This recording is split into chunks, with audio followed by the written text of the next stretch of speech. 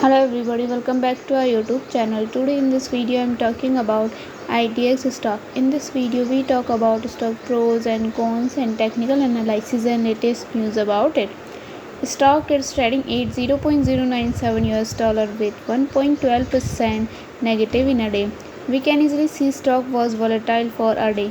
The volume of stock was recently not all-time high, so the fundamental stock is not better for today. Before buying and selling the stock, please consult your financial advisor.